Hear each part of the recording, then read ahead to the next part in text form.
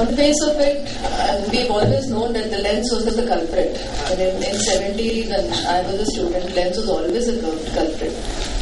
So, just quoting one study recently from Marquis Center, where I would like to quote, Ramjit says, primary angle closure is a protein disease with a differing incidence, indeterminate initial stages, and a varied presentation in different races. The term angle closure glaucoma evokes diverging images for different ophthalmologists, and there are many classifications with subgroups overlapping each other. So there lies the enigma of a glaucoma or cataract surgeon. So if that be so, that we generalize, what is the Indian scenario? Well, we get angle closure glaucoma a decade before the Western population, and looking at the statistics, there is no uniformity in the sample size, and the conclusions, everything is quite mixed up. But at least there are some studies to go by. We don't have any, mass studies. And one thing that comes out is younger age. So when you say glaucoma in 20s, it's happening at least in 30s. We see in practice 35, 40. Not typical primary microphthalmos and anophthalmos, but these are short eyes. So this is a typical angle closure glaucoma where lens is the offending agent in younger patients. So what about the chronicity? So the one that you get in younger age, they present early, it's a painful glaucoma, and that brings them to the hospital.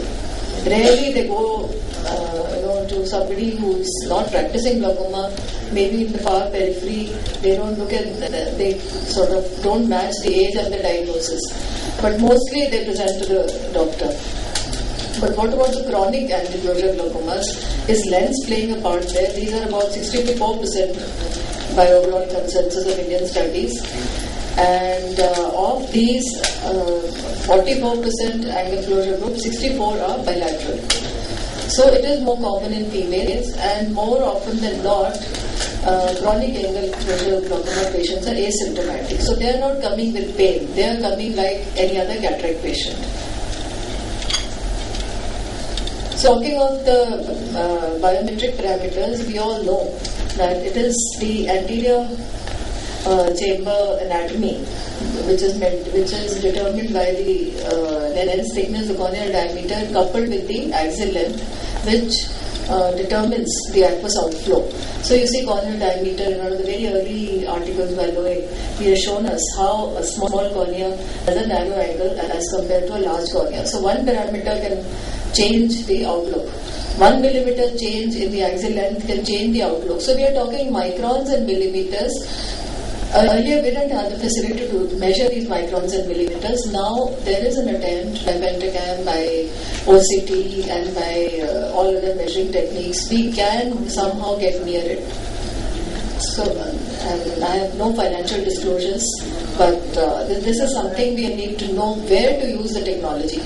Now in one of the older articles, you see he's trying to tell us the biomechanics of lens and iris touch.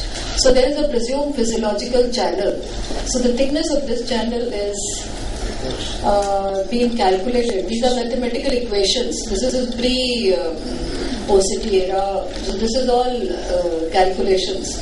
So by calculation, 3 to 7 microns is the channel height, which is safe, which is common in population, but anything less than 5 is supposed to be a high risk for glaucoma. So when you compare biometric parameters, as Professor Bansal already pointed out, there's not much of a difference between Asian and non-Asian populations. The axial length, tachymetry, to AC depth. We must remember that everybody's taken different techniques and different sample populations, so they are not technically comparable on the same platform.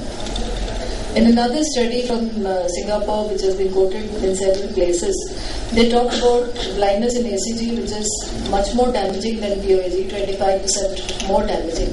And glaucoma is an endemic problem in the Chinese population. 60% of the people are blind because of glaucoma. They're occurring at a younger age. Plateau iris are able to diagnose, which is a problem in us patients. We need a UBM, and many times it is not even suspected. And lenses, the things, these are intangible parameters. We are not always able to put our hand on the culprit.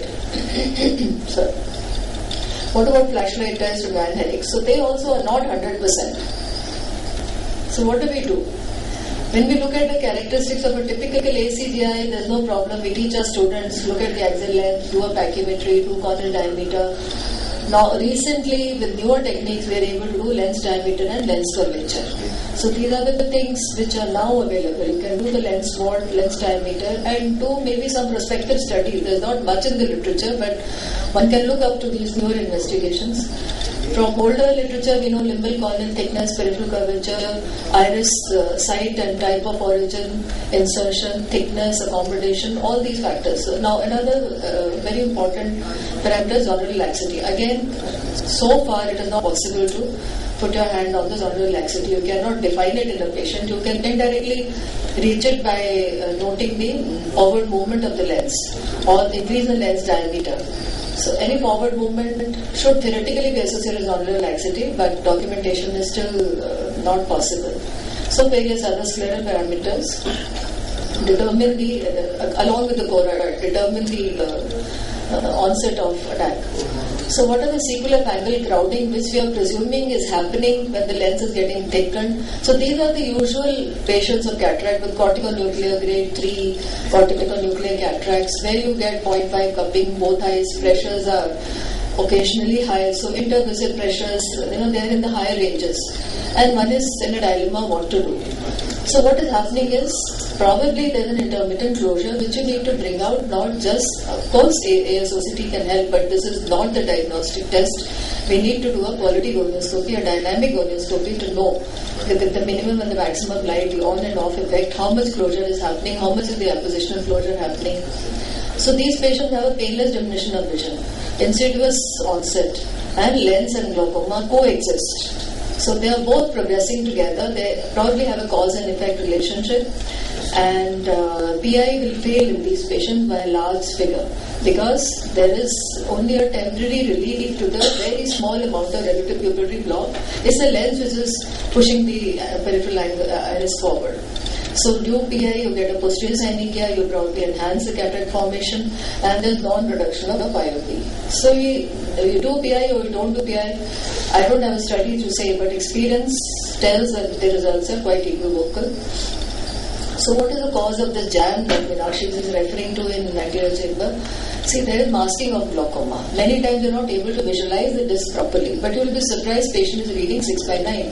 He doesn't want to get operated, and you don't want to push because any surgery can backfire. There's a theoretical possibility of 1 in 1,000 end off. You don't want to invite trouble. So you want the patient to say, yes, I want surgery, and then you want to. We're not soliciting. So if you're soliciting, the patient will never agree.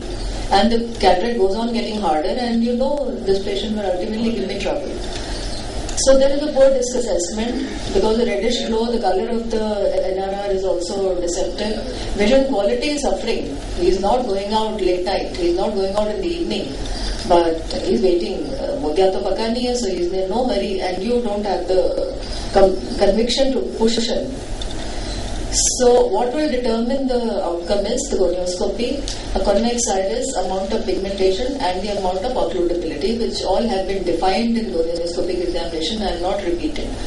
So because even in UVM, direct viewing of zonal laxity is impossible to determine. You can determine the forward movement, backward movement, AC depth, but anybody is doing it, I would really want to know how you do it. So biometric evidence, we should be doing conventional PICI in all patients and make use of newer parameters if available, lens curvature involved, lens density of lens diameter, AC volume. So these are the newer parameters which may support your clinical, we always have a hunch about the diagnosis. So maybe these are the things, if things are happening in one eye, usually these patients are pretty bilateral. So, or if you want to do a population study, maybe we can look at these parameters. Clinical indicators of progression need to be followed up. We can't always do a study in all kind of setups. So we need to follow up the patient over a period of time. Look at iris convexity and pupillary rough. Size of pupil and pupillary rough. In all types of ACG, it is reported is a very, very strongly positive test. And visual fields, if patient has good vision, he or she is able to do, then higher global indices, intervisit IOP fluctuation. So these are the parameters which are very, very surreptitious. So besides pupillary rub, visual acuity, I'll summarize that this leading visual quality, then ACD, flashlight, monitoring, chronoscopy, just summarizing. So slowly progressing nuclear cataract does play a role in causing ACG. In Indian environment with smoke, with sun, with more pollution added every day, no glaucoma medication should be started without gonioscopy. So any patient for that matter, especially where lens is thickened, do not presume POAG in painless or DOB if the IOPs are going into high ranges, do a gonioscopy, frankly, and if we have the facility, do an AC model. Thank you.